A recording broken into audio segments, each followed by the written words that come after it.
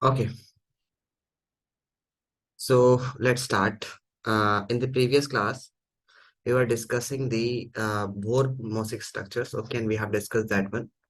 And today we're going to discuss the important relationship between P block elements, D block elements. We have discussed. Okay, we need to discuss the diagonal relationship. Okay, okay.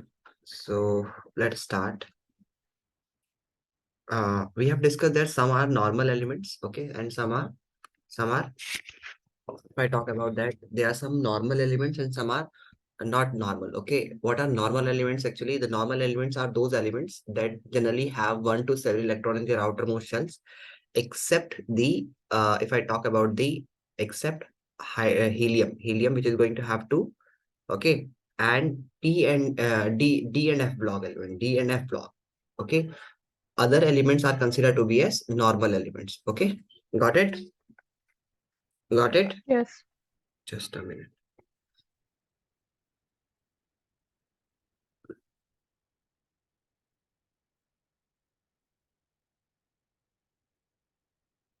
Let me finish.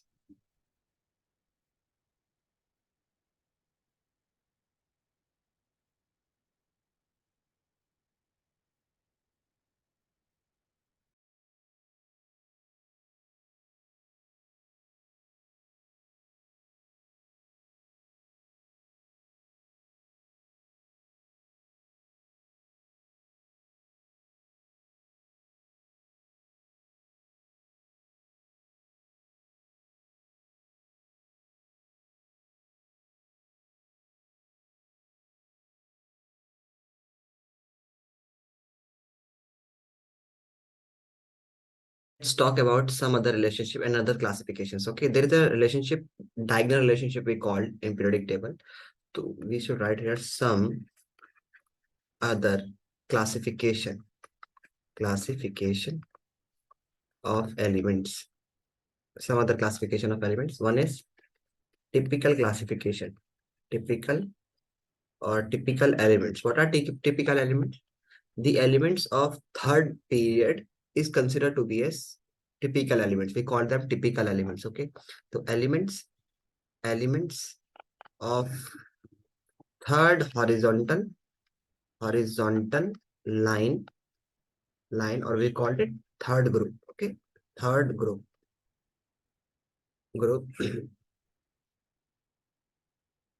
is considered to be as is known as or are known as typical elements.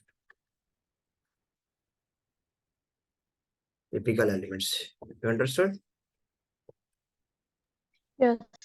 For example, if I talk about the third group elements are sodium. Sorry, third period elements are sodium, magnesium, aluminium, silicon, phosphorus, sulfur, and chlorine. Okay, and why we are calling them typical elements? What is the reason behind why we are calling them typical elements? The reason behind this is that they show diagonal relationship with the second group element. Okay, so they go diagonal relationship. So elements with diagonal relationship. If I talk about elements with the diagonal relationship relationship. Okay, there are some elements that show the diagonal relationship. For example, if I talk about lithium, and after lithium we have beryllium, sorry, sodium here and magnesium here. Okay, so this magnesium and lithium are going to show almost same same chemical properties. Almost not the same chemical properties, we consider them, their properties are almost same. Okay, okay, they behave their electric we can simply say that their electric potential is same. Okay, and due to that one, we can say that their ionic potential is same, and due to their ionic potential, they are going to have the same chemical properties. Okay, got it. Like Yes. if I talk about this one, like beryllium here, beryllium is going to show the relationship here. Beryllium, after beryllium we have magnesium here, but it show, instead of showing the property, it show similar chemical properties with aluminium. Okay, and similarly with boron here is aluminium, but it show chemical similar relationship with this silicon. So this is called diagonal relationship. Okay, this aluminium and magnesium, sorry, lithium and magnesium, this beryllium and aluminium show diagonal relationship, and boron and silicon show diagonal relationship. Okay, and what is the reason behind this is that you know that lithium is smaller in size, okay, and it has only one positive charge, okay, and magnesium is greater in size, but it has we can simply say that it has two positive charge. Okay, so its electronic configuration is 2 comma 1, its electronic configuration is 281, but its size is bigger, its size is smaller.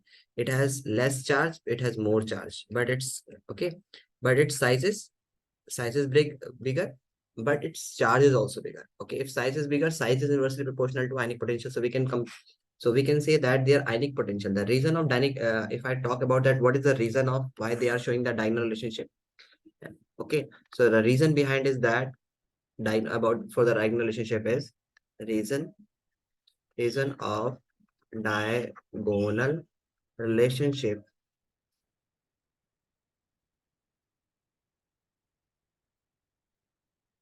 relationship is similar ionic potential, is similar ionic ionic potential. Okay, means phi is directly proportional to, you know, we have studied this one in the next chapter that we have, or the previous chapter that we have done. Okay, charge on cation upon size of cation.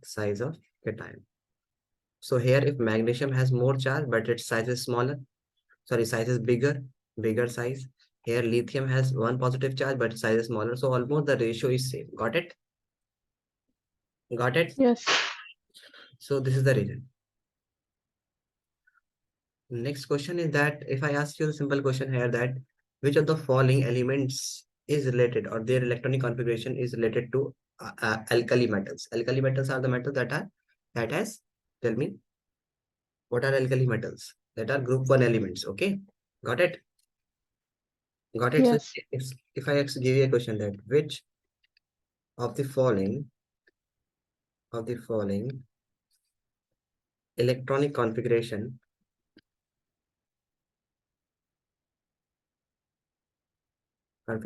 is related to alkali elements. Alkali elements. Okay. The first one is N minus 1, D10, then S2, then P6, and then NS1. Okay. Okay. NS.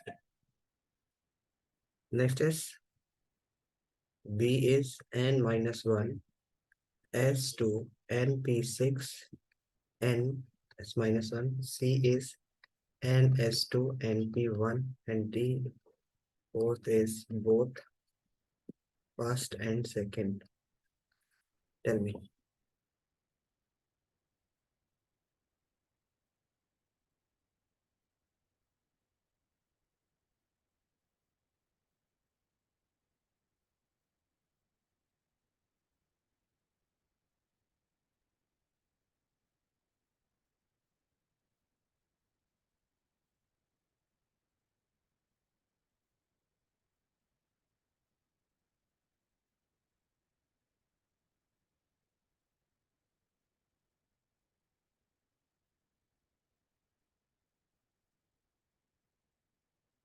Tell me, which one is the correct?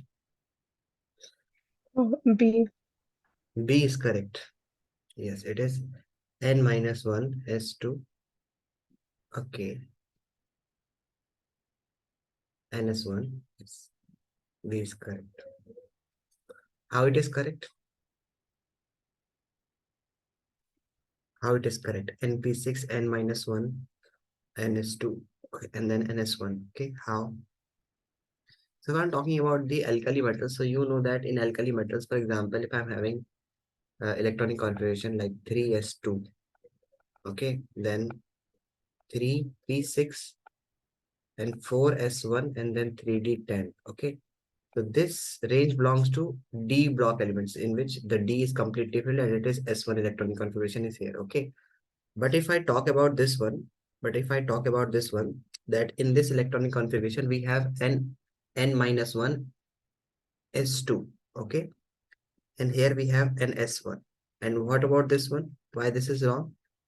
N minus 1, and then there is no n is represented here, and there is no d shells is represented here.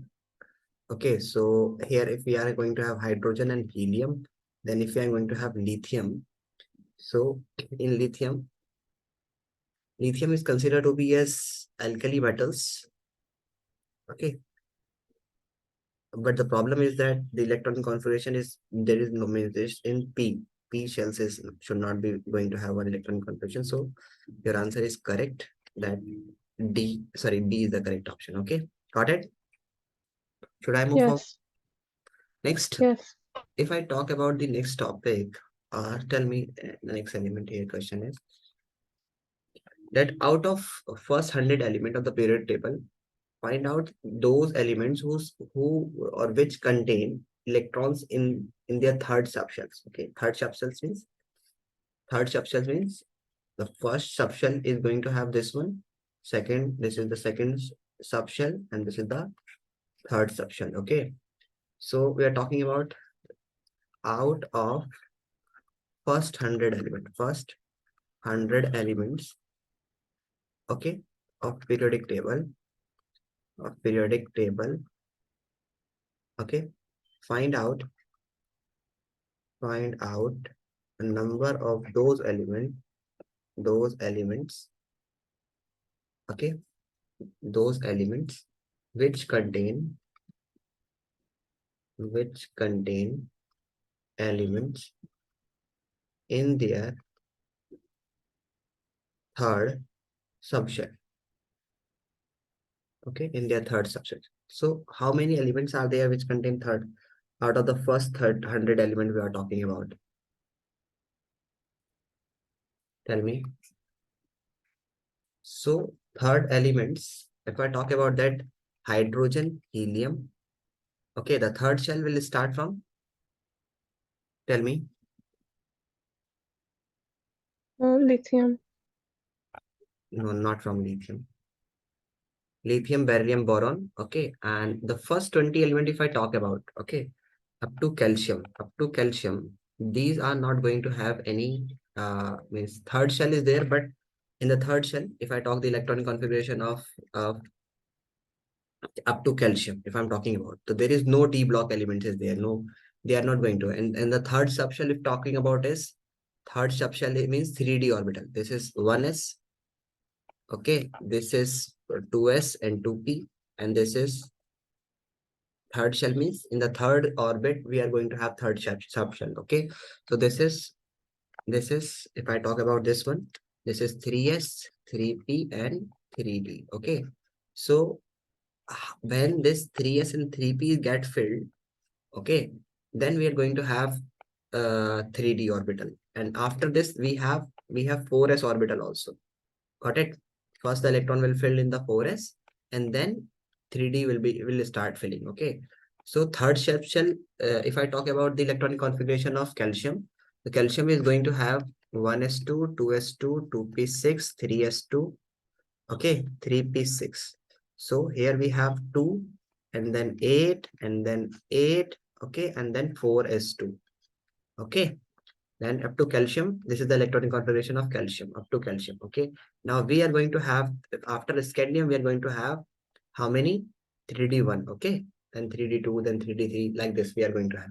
So first 20 elements, in the first 20 elements, we don't have the third, the electron does not goes into the third orbit. Okay, so out of 120 are not going to have the electron in the third subshell, so 80 will be the answer. Okay, got it? So the option Yes. is 2, then 60, then C is, the third is 60, third is 80, and fourth is 50. So third is the answer. Okay, 100 minus 20 is equals to 100. Got it? Understood? Yes. Okay, so let's move further.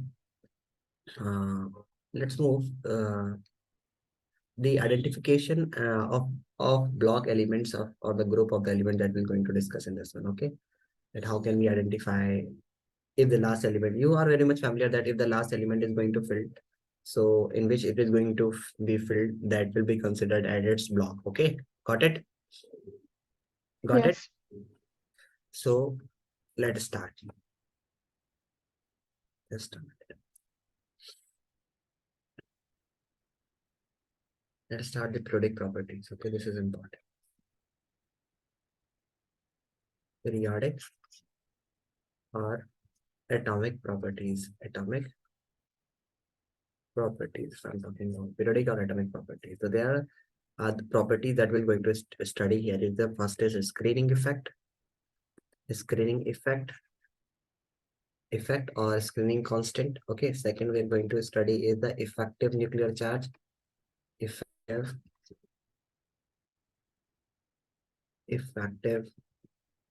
nuclear charge. Third we're going to study is atomic size. Atomic size. Fourth we're going to study is ionization. Ionization energy.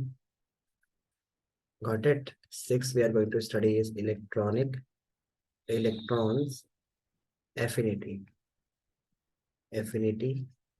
And the sixth we are going to study here is electronegativity.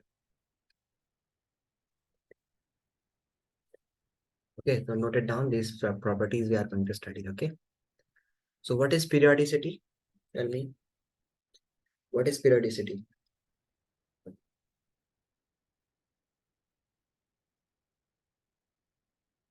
Hmm?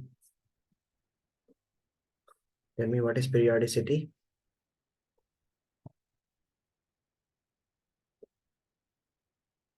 You know what is periodicity? Periodicity is repetition of, means when the elements are arranged in increasing at an atomic number. Okay, then the elements with same chemical properties repeats after regular interval, and this is known as, okay, this is known as periodicity. Okay, the repetition of same chemical properties along a period. So okay, got it? Along group, sorry. Yes. So note it down, what is, first of all, periodicity. Periodicity. Okay, so we can say that change in the periodic properties, change in the periodic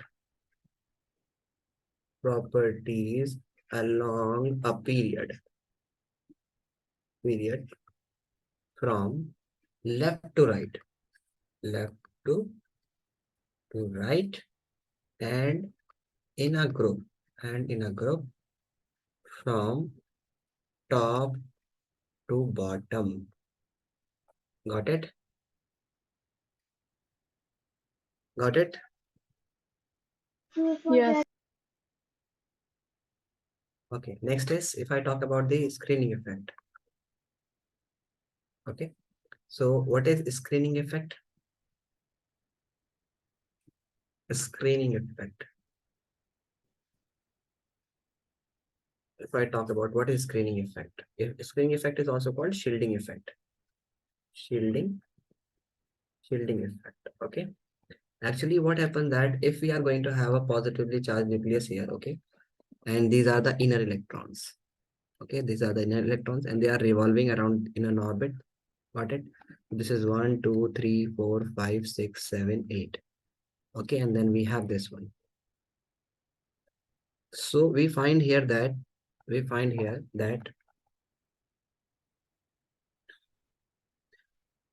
here is that this positive charge, okay, nucleus, if I talk about, due to revolution of these electrons, the rotation of these electrons, the nuclear force or nuclear charge is not effectively visible, or we can say that the effect of this positive charge is not going through the outermost shell's electrons. Because of this inner electrons, they are just revolving. Okay, they are just revolving and they are just shielding the effect. Okay, for example, like if I'm going to give an example of fan, the fan when rotate, like we are going to have a two fan blade. Okay, and if it was rotating, then it will be the ceiling will be easily visible to you. Got it? Got it? When it is rotating. But if we have a 4 or 6 fan blade, okay, 6 or 8 fan blade, then if this start rotating, then the ceiling will be hardly visible to you. The same case is that the inner electrons, when they are rotating like this, so the nucleus is not visible to these outer electron, and this is known as screening or shielding effect. You got it? Yes. Okay. So here, if I talk about this one, is that what is shielding effect? So note it down. The inner electrons in an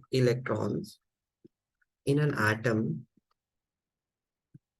repel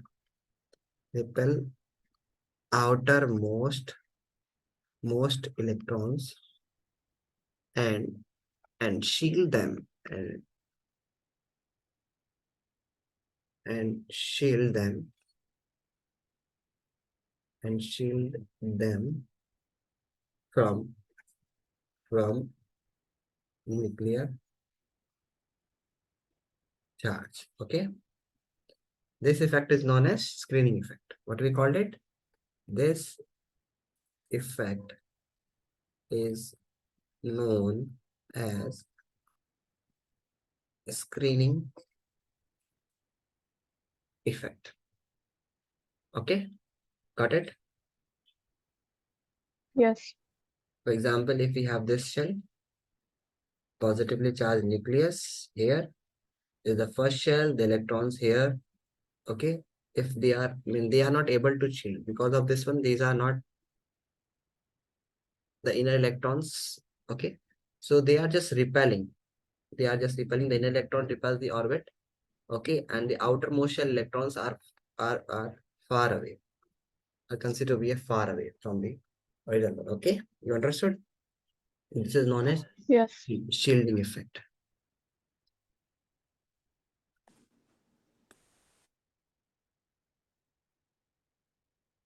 Please draw this one, that they are far repelling the outer orbit. Okay, the inner electrons are repelling the outer orbit from their shells, and therefore the outermost electrons are away from this one.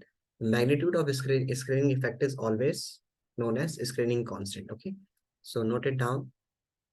Noah, why you late? Sir, I wasn't able to join. Magnitude of screening effect is known as screening constant. Screening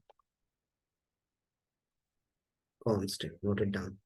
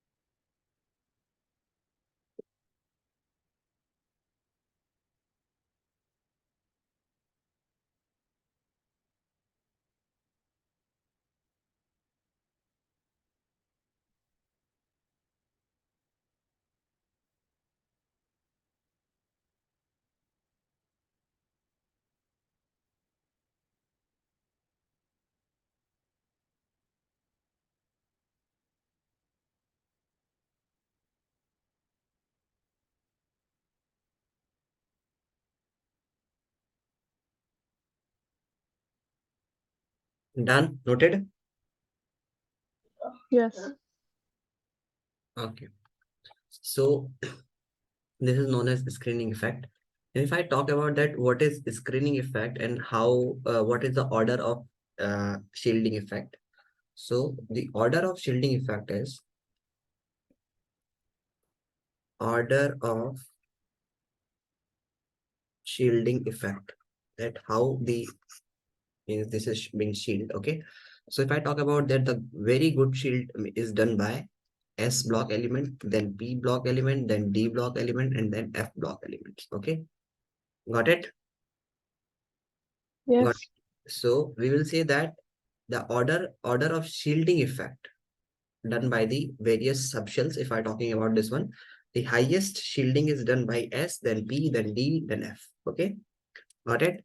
And if there is more better shield is being done, then we will say that that more effectively they are able to shield the inner electrons, and the charge of nucleus will not be going to reach to the outermost shell electron. Okay, we will discuss this one, that there are some anomalous behavior, and the reason for this one is the shielding effect. We're going to discuss when. Okay, now order of shielding.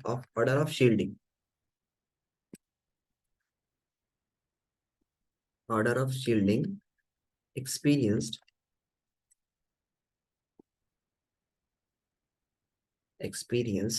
by electrons of various subshell. Okay, various subshell. We will say here that F is greater than D is greater than P is greater than S. So this is the, if I talk about order of shielding, okay, the order of shielding ordered by the electrons of various subshells. Okay, various subshell, and order of shielding experienced by the electron of subshell. So these are the two different things that we're going to discuss later. Okay, note it down, that what is the difference between order of shielding effect and order of shielding experienced by the electron of subshells. Okay, got it? Yes. Next is, if I talk about this one, that consider, here we are going to have a question. Consider the following electronic configuration. Electronic configuration. Okay, the one is 1s2, 2s2, and 2p6. Okay, second is 1s2, 2s2, and 2p6, and then 3s2. Okay, then we have third is 1s2, 2s2, 2p6, 3s2, 3p6, 3p6, and 3p3, 3p3. And then we have 1s2, 2s2, 2p6, 3s2, 3p4.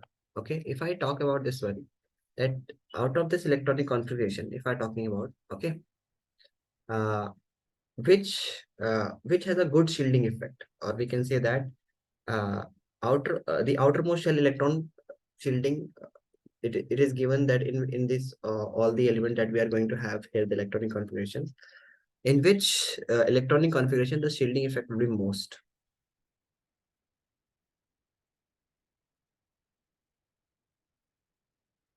Tell me, any idea?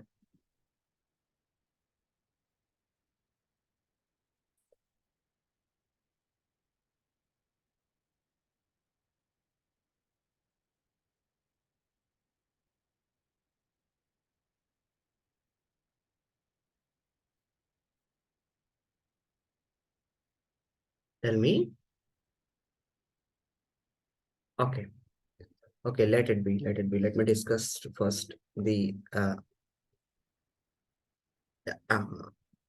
shielding effect constant, and then we shall be moving toward this one, then you will be answer these questions. Okay, so just wait a minute. So if I talk about the screening constant, okay, so screening, what is screening constant? First, let's understand this one. Screening constant. What is screening constant? Okay, and we have different screening constant. For S and P we have one, and D and F we have different. Okay, so what screening constant for P and S, sorry, for S and P elements. Okay, S and P elements, if I'm talking about. So we represent it by sigma, and this will be equals to number of electrons. Just concentrate here. Okay, this will help you. Number of electrons in the outer shell, minus 1 into 0.35.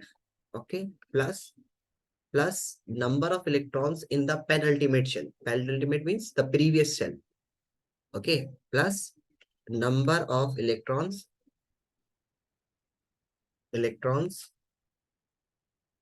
in the penultimate penultimate shell.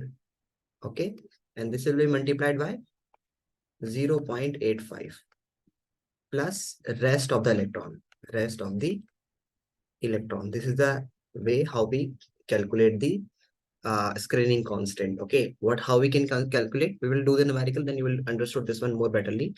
First, you will write then outermost shell's electrons -1. Then you have to multiply this one by 0.35, and then the number of electron in the penultimate shell. Then you have to multiply that one by 0.85, and then the rest of the electron we need to add. Got it? Got it? Just note down the formula first, then we're going to discuss this one. Okay? Noted? Yes. You, Noha? Noted? Yes. Okay. Now moving to the next part here is that for the screen effect for D and F, screening constant for D and F. Okay, if I'm talking about D and F electrons, so how can we write this one? This is sigma is equals to number of electrons in D or F shell, F subshell. It is in the D or F. If it is D block, then it will be going to have D. And if it is in the F, then we have to write the F. Okay, here it is talking about the outermost, but here it is represented by D and F. Okay, got it? -1 into 0.35. The both is same. Here is the outermost shell, but here is D or F subshell. We're talking -1 into 3.5 plus rest of the electron before D or F subshell. Before, not after. Okay, before D and F subshells. We'll going to discuss this one. Okay, got it? Yes. Okay. Now, if I talking about this one, that and first of all, you need to keep in mind that always when we are just going to write when we are just calculating the screening constant, then during that time we need to keep in mind that we have to write the electronic configuration in increasing order of their subshells. Okay. So for example, if I'm talking here that for example, if I'm talking about sodium, electronic configuration of sodium is 1s2, 2s2, 2p6, then 3s2. Sorry, then 3s1. 3s1. Okay. So if I calculate the screening effect for this one, screening constant, so how can I calculate? That is the outermost shell is the third shell. So we'll write 1. Okay. Then -1 into 0.35. Got it? Then plus. Then the number of electron in the penultimate in the before shell. And how many are there? The before shell is the second shell. So this is the 2 plus 6 is 8. Okay, got it? Into 0.85. Got it? Then plus the rest electrons. Got it? So this will be 0 plus 0.85. Okay, what you will get? You will get 6.80 plus 2. Okay, so you will get 8.80. Are you getting? Yes. Yes, sir. Okay, so this is the way that how we outermost shell into 0.35 and how it is going to help you to solving the numerical problems.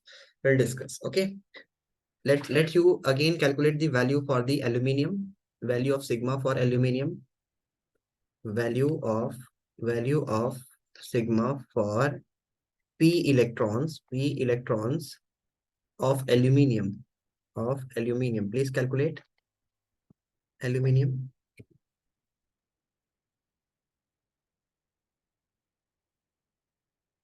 Write down the electronic configuration of aluminium first.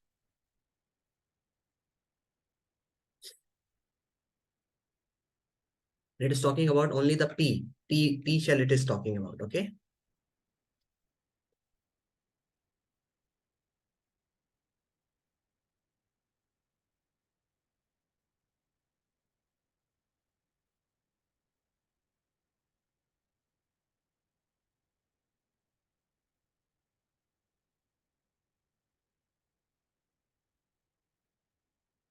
So how will you write? 1s2, 2s2, 2p6, then 3s2, then 3p1. Okay, again, how many, if we had to calculate this one, that how many electrons are there, are present in the outermost shell, that is 3 minus 1 into 0.35 plus the innermost is 8 into 0.85. Okay, got it? Then plus, tell me,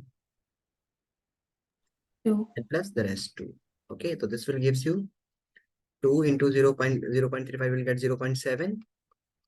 Okay, and 8 into 0.0 is 6.80. You need to remember this one. Okay, 8 into 0.0, so many times it is being, okay. Then 2 will be equals to 9.50. Okay, got it? Got it? Yes. Calculate the screening effect for scandium. Calculate the screening effect for scandium. Value of sigma for 21st element or 21st electron of scandium. Scandium is going to have, okay, so do this one. This is a D block element, scandium.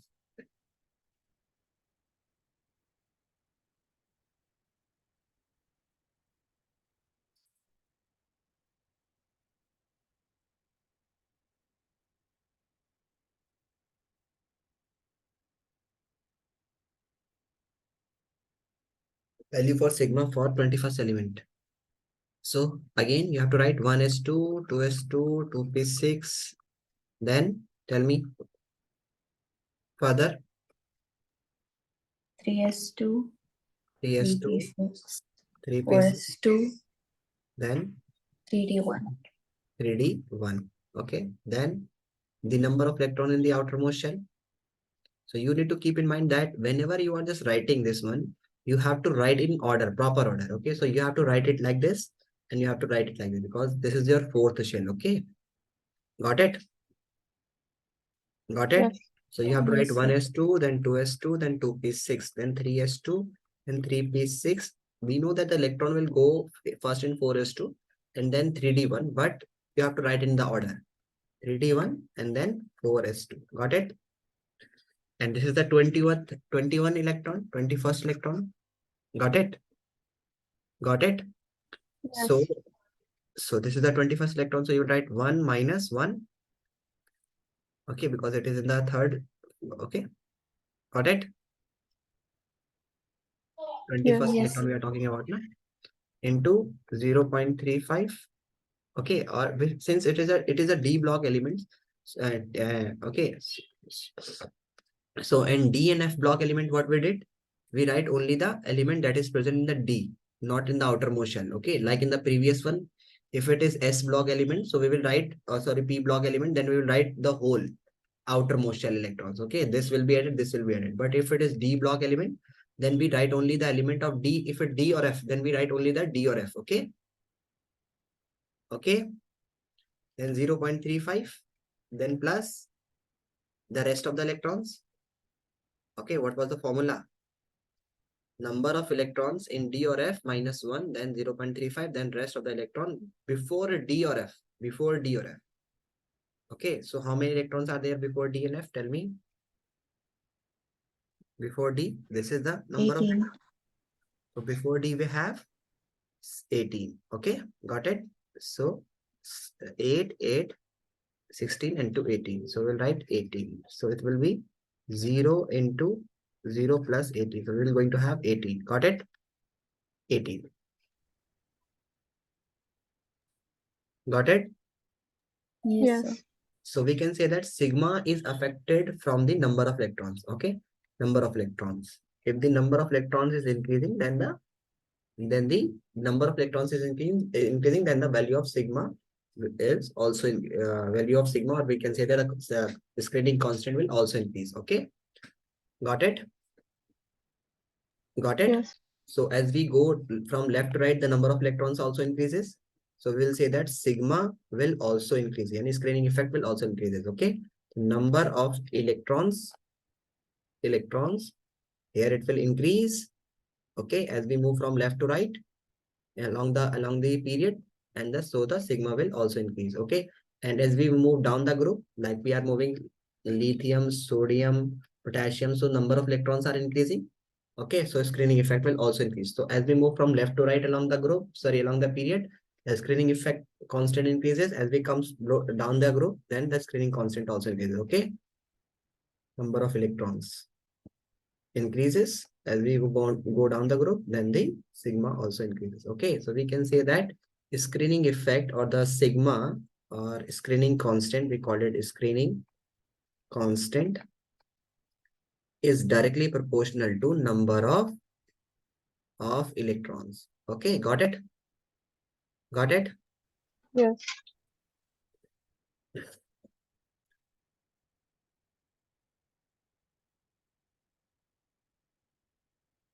Okay, now moving to the next question here is that if we have the outermost electrons of boron, the outermost electrons of boron is shielded is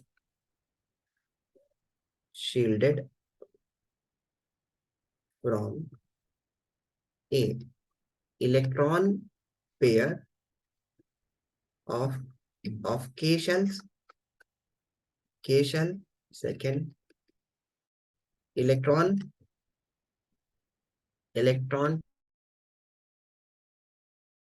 L shell.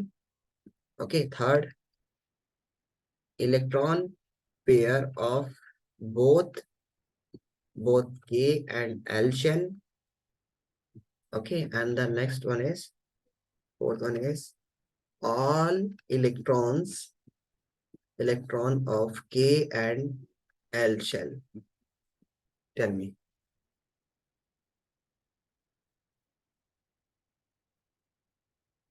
So here we start from the first shell, K, L, M, N. Okay, these are the shells. So K is the first shell. Okay, and we have the electronic configuration of boron has 2, 2, 2. Okay, the boron has, okay, sorry, not boron has 2, 3. Got it? So tell me the outermost electrons of boron is shielded from, which is the correct option.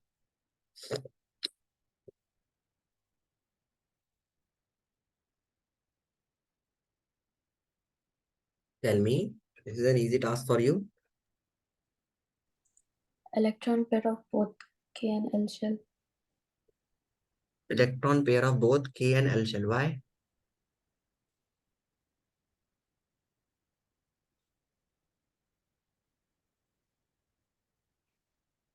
Can you tell me why?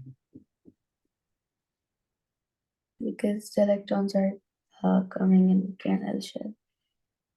Yes, so electrons are coming in both K and L shells. So electron pairs of both K and L shells. Okay, it is the correct answer. Got it? So if I'm talking about why, so because if you are going to write it electronic configuration, you will write 1s2. Okay, then 2s2 and then 2p1. Okay, so here this outermost shells electrons you have to write. So when you are just going to 2 into 0.35 and you are calculating the shielding constant. So you have to write this outermost shell electrons. Okay, and you will write 3 minus 1 into 0.35, then plus, okay, the other electrons. Okay, that is 2 the, okay, into 0.85. So since you are just writing this electron, so these are outermost shells electrons, and then you are writing here.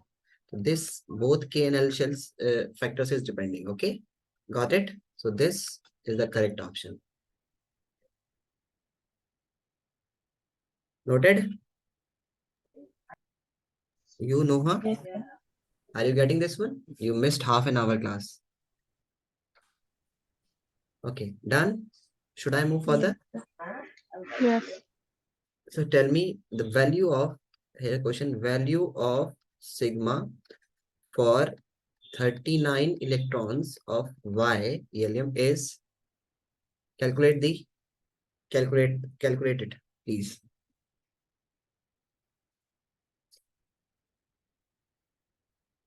Calculate the value of sigma for 39th electrons of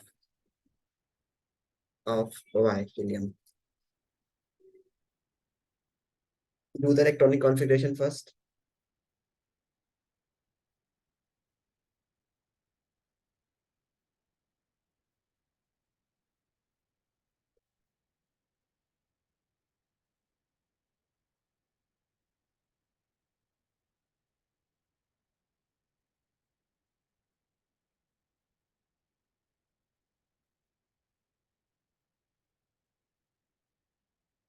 Are you calculating both? Okay, just Yes. I'm just going to write the electronic configuration of this one. 1s2, 2s2, 2p6. 1s2, 2s2, 2p6, then 3s2, then 3p6. Then I'm not writing here 4s2, okay? 3p6, then 4s2. Then we usually have 3d10, okay? 3d10, and then 4p6, and then after 4p6, we are going to have 5s2, and then 3d, sorry, 4d, 5s2, and then 4d. How many are there? 2, okay, 2, then 8, then 8, okay, then 2, okay, and then this 4s and 4p are going to make again 8, okay, and this 5s and 3d, so 8, 8,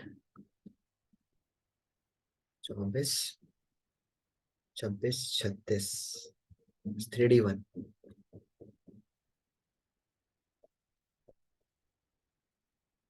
So note it down and tell me what is the screening effect of this one.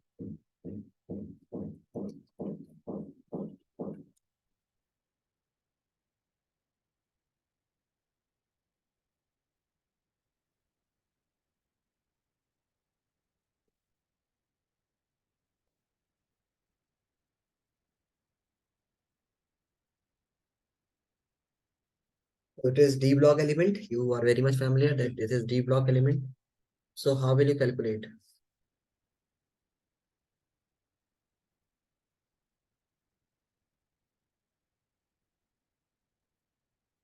So you will write the D block elements of the outermost shell first.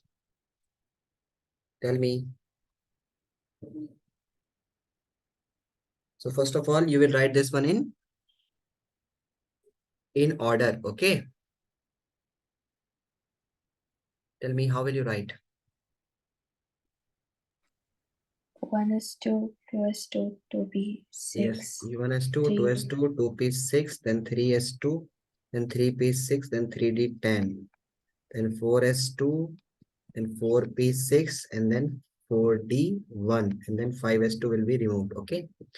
So this is we are just talking about the 39th electron, because 39th electron, okay, is in this orbit. So we'll write here 1 minus 1 into 0.35, okay, then plus, and since it is d block, so we'll only write d block, okay, then the electrons in there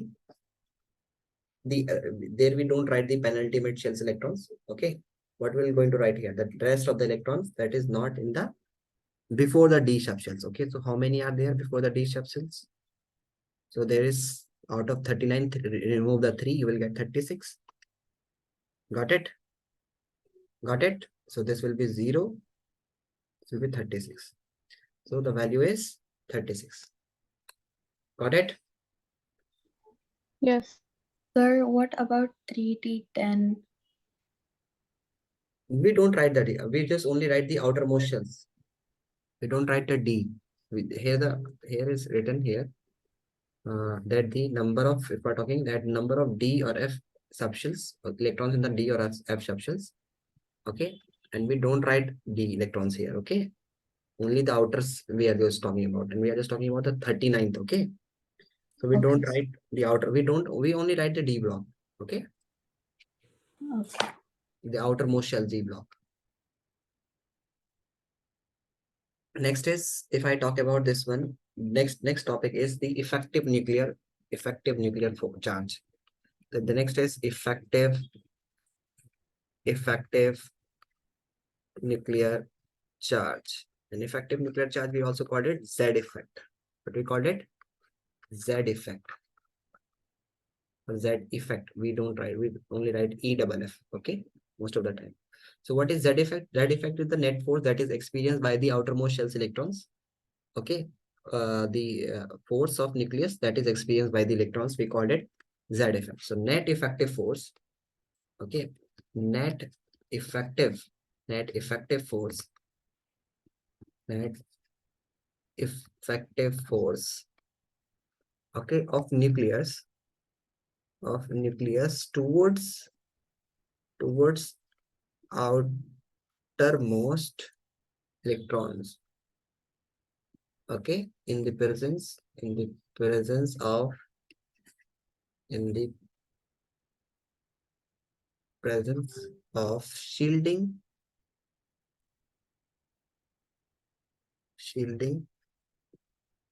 electrons is called Z effect. Z effect.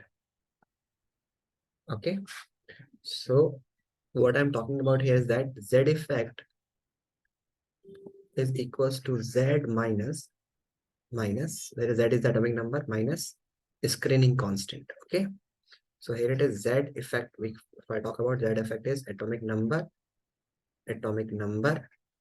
minus screening constant, where sigma is screening constant. Got it? So what is Z effect? For example, this is the effective nuclear force. Okay, so if this electrons, the inner electrons are shielding the nucleus charge to the outermost shell's electrons. So this is measured. Okay, this is measured in Z effect. Okay, got it? Got it? The effective nuclear force. That. Yes. So with respect to nucleus, if I'm talking about that, Z effect is equals to the number of protons. So how many protons are there? So if I talk about that, where Z is the atomic number. Okay, so Z and atomic number is calculated with the number of protons. So you can write here that Z effect is equals to number of proton minus screening effect. Screening effect. Got it? Got it? Yes. Yes. So if there is more number of electrons, we can say that effect will be more. If there are more number of protons, sorry, more and more protons are there, so we can say that the more Z effect will be there. Effective nuclear force will be there. So Z effect increases when the Z effect increases.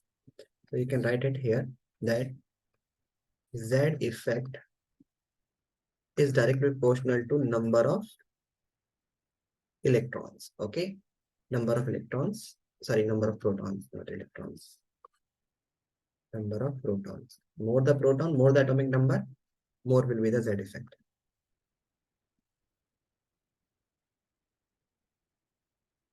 Got it? And second, screening effect. Now we can talk about screening. If screening constant, Z effect, screening constant. If there is more screening constant, there will be less Z effect. Okay, because we need to subtract that value. So we can say that Z effect, okay, increases when if the atomic number is constant and then sigma is decreasing. This decreases. So we can write that Z effect is inversely proportional to screening constant. Got it? Got it? Understood? Yes. Okay. Now, if I talk about that for S block elements, if I'm talking about the Z effect is more, is very more. For the second period, for the third period, okay. For the third period, as we goes down the group, sorry, down the period, first period, second period, third period. So we say that Z effect remain constant. Almost means first is increases, then almost remain constant. Okay. So let me explain you why. Here that for S block element, if I'm talking about that S block elements, so S block, for S block elements, Okay, for S block element, like the second period, I'm talking second period. Second period is lithium. Okay, second period. So in the second period, okay, as we move down the group, the Z effect will adversely affected because S are not able to, means they have poor shielding effect. Okay, so we can say that because that effect increases and up to third period, okay, that effect increases, but you can say that Z effect remain constant here in this. We are just talking about the S block, not the P block here. Okay, so we will say that up to third period the Z effect remain constant. Remain constant. Okay, got till end. Noted. Yes, sir. So if I talk about that,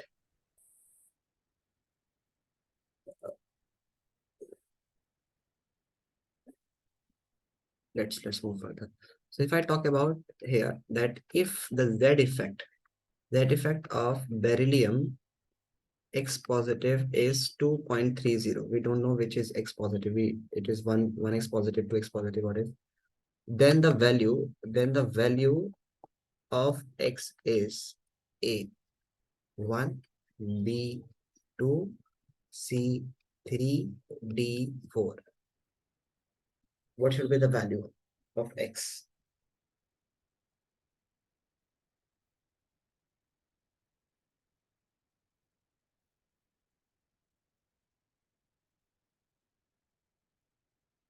It is given that Z effect is of beryllium. 2 positive is this one. Then the value of X is,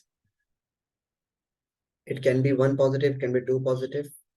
Beryllium can have only 1 or 2 positive. It cannot have 3 positive. Okay. So answer may be either 1 or 2.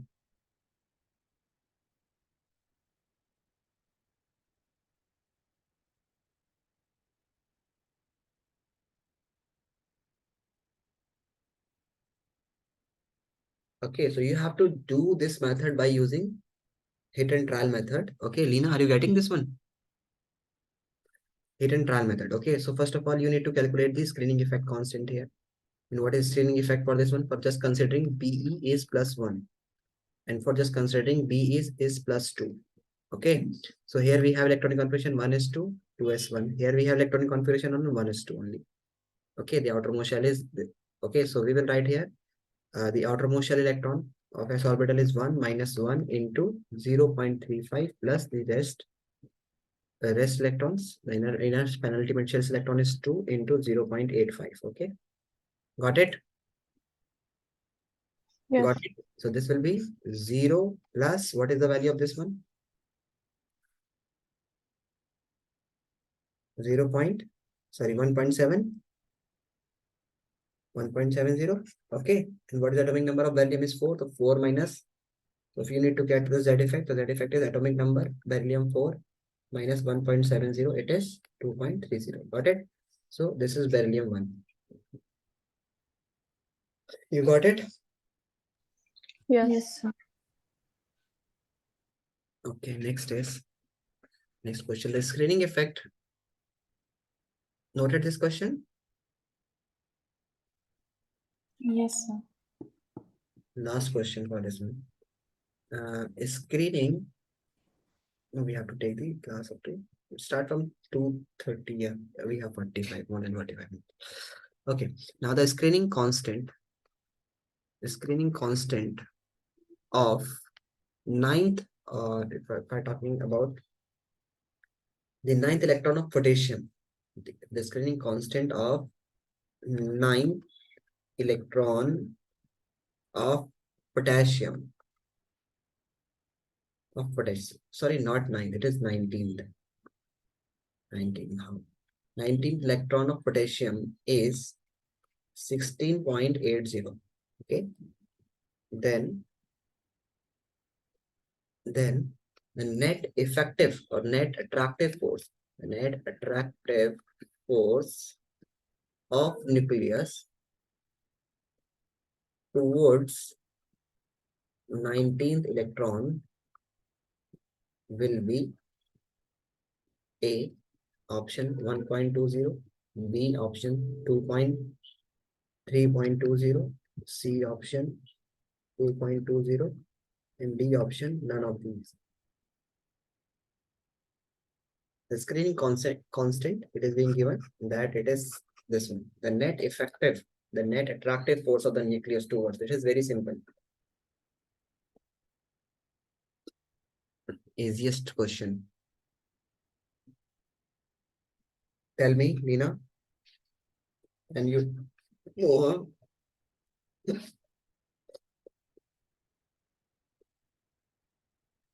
screening effect is given to you, na? Tell me.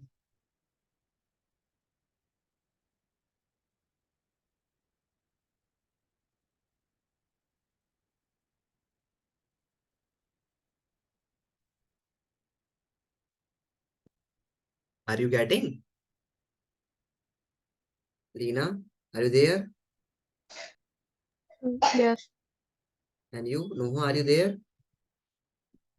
Yes, sir. So this is simple, na? The screening constant is given to you for the 19 electrons of the potassium is this one. And the net attractive force toward the 19 electrons. So it is asking about the Z effect. Z effect is atomic number. Atomic number minus screening effect. So what is atomic number of potassium? 19 minus 6.2080.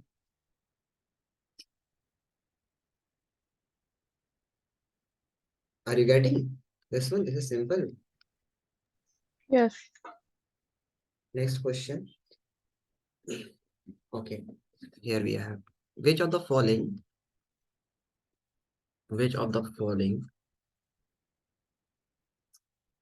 species has zero Z effect? One is helium, neon, magnesium, and fourth is none of these.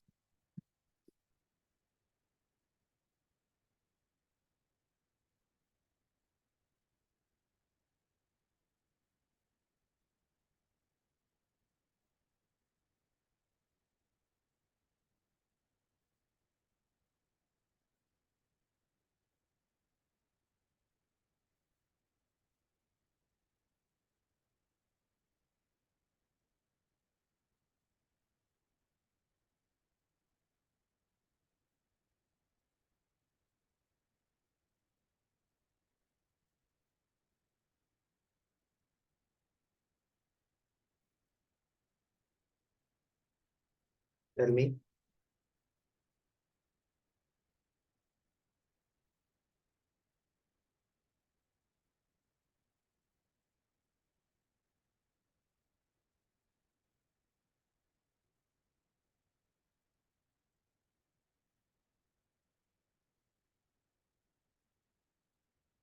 Where you need to note it down. A, B, C, D. Okay, you will find that zero Z effect. So if I talk about helium, so helium is going to have atomic number is 4, sorry, 2 minus Z effect for this one is 1 is 2. Okay, so this will be 2 minus 1 into 0 point something. So 0.35. So there will going to have some value. It is not equal to 2. Again, neon also. There will be neon is atomic number and it is not going to have the 0 Z effect. Magnesium also don't have the 0 Z effect. So this is none of these. You need to keep in mind here is that screening effect can be 0 in in hydrogen okay, hydrogen atom. So hydrogen is 1s1, and if we talk about this is the outermost electron is 1 minus 1 into 0.35 and nothing we need to add here. Okay, so this will be 0. So 0 sigma is, but here is still the hydrogen has the atomic number 1.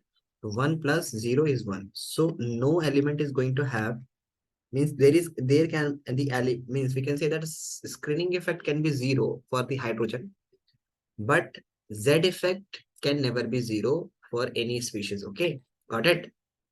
Note it down. Screening screening effect is possible. Is we can say that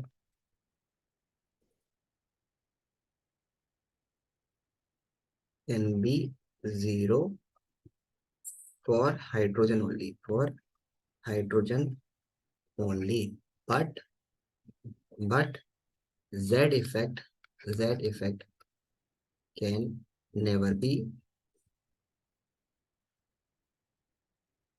can never be 0. Okay, Z effect can never be 0. Why? Why? Because all atoms have proton. Proton will be there means atomic number will be there. So if something is added to something, even if you are adding 0 to this one, okay, so it will gives you, we cannot have a negative value of this one. We always have some positive value. So whatever you are adding here to 1, proton is there and proton is atomic number. So even hydrogen is there, it is going to have 1. So 1 plus something, you will get greater than 1. Okay. So even if you are adding zeros, it will be equal to 1. It can never be less than 1. So we can say that Z effect can never be less than 1. Okay. It can have some value. So no Z, there is no species who is going to have 0 Z effect. So you need to note it down here that why. Reason is that proton can never be 0 for any species, for any species. Are you getting this point? Yes. Yes, sir. Okay. Now talking about this one is next is atomic size or atomic radius. Atomic size or atomic radius.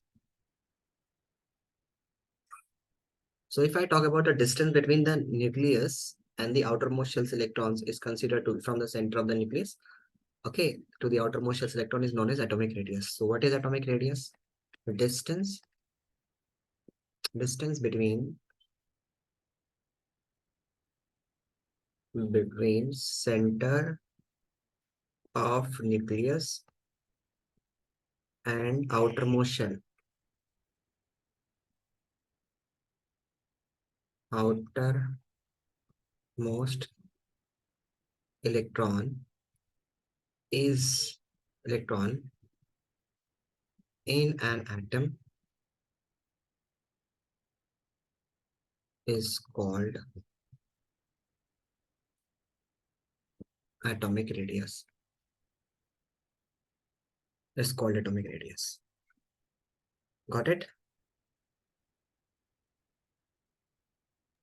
Yes. So here we have, this is a nucleus,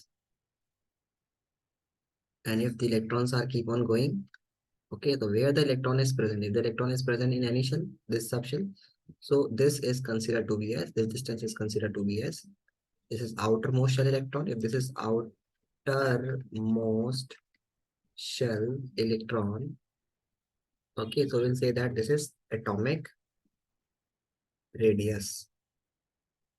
Got it? Should I Yes. move forward? Okay. Next is classification of radius. Classification of radius. So what is the classification and how we are just classifying? There are the different types of radius, the covalent radius, the metallic radius, the van der Waals radius, the ionic radius we are going to have. So we are going to have different radius on the basis of the bond they are just going to form with the atoms. Okay. So on the basis of the nature of the bond, the atomic radius are divided into 4 categories. So note it down. On the basis of nature of bond, atomic radius is subdivided or divided into 4 categories. Number 1 is covalent radius. The second one is van der Waals radius.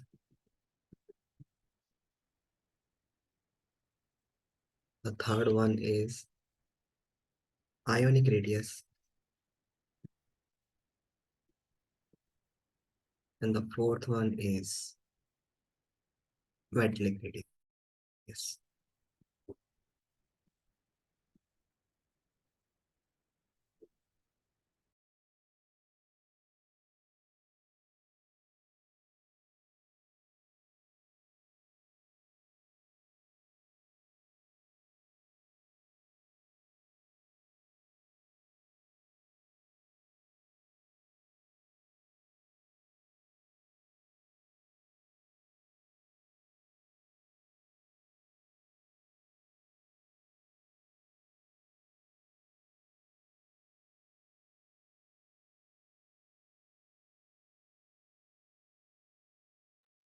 Done? Yes.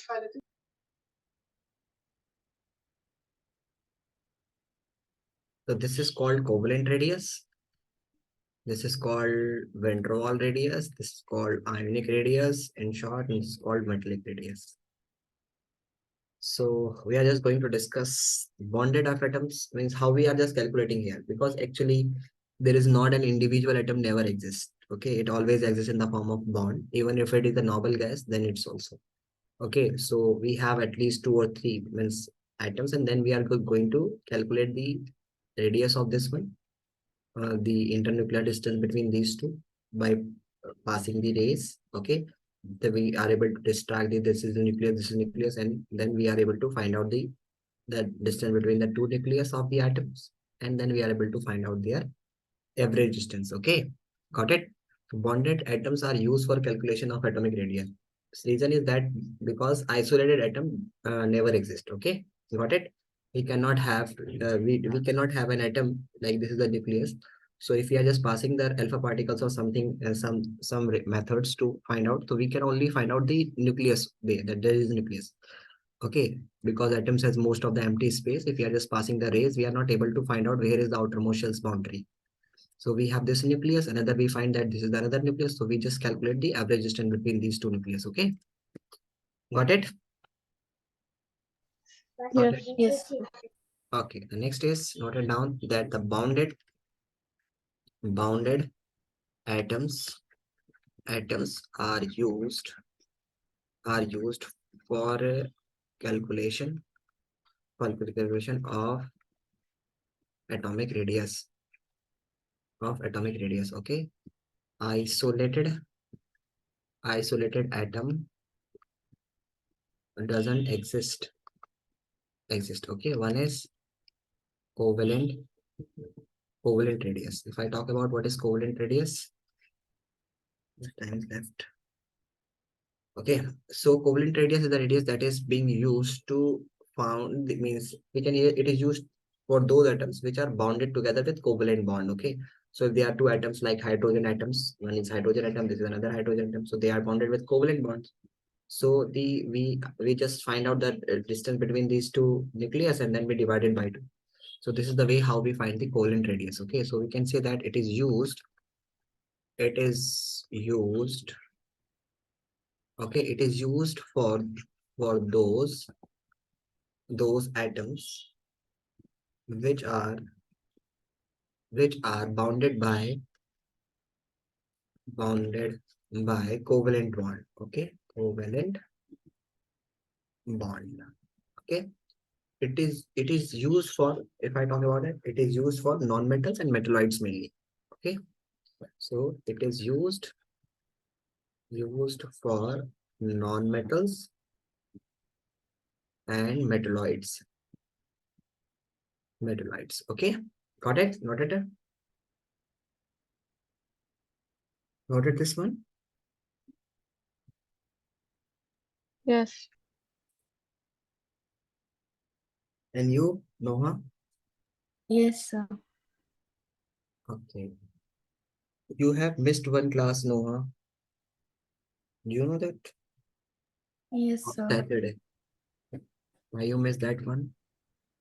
Sir, I had a physics exam coming the next day, so I was So studying. are you having any exams tomorrow and day after tomorrow? Yes, on Sunday, Which exams I have chemistry, and which chapters are coming? redox reactions, organic chemistry, and hydrocarbons.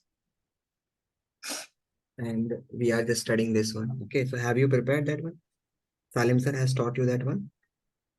Yes, uh, organic chemistry and redox reactions is over. Hydrocarbons Is good. is going on.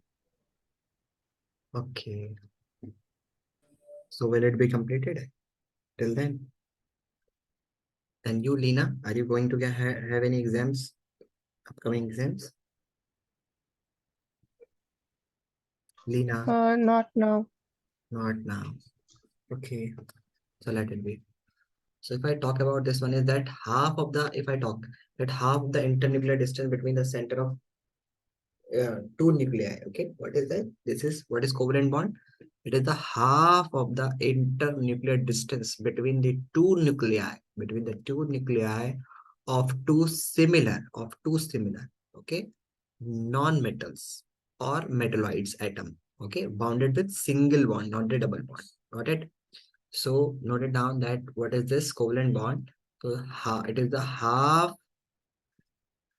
of the inter internuclear distance between the two center, between the two nucleus, or between the two center, okay, of two nuclei of two similar metals or metalloids, okay, bounded by single covalent bond, okay. Got it?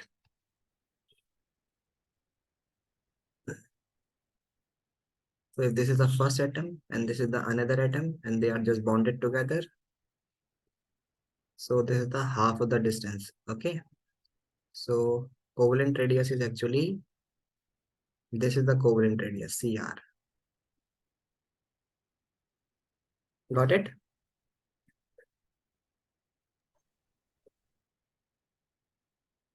So please note it down.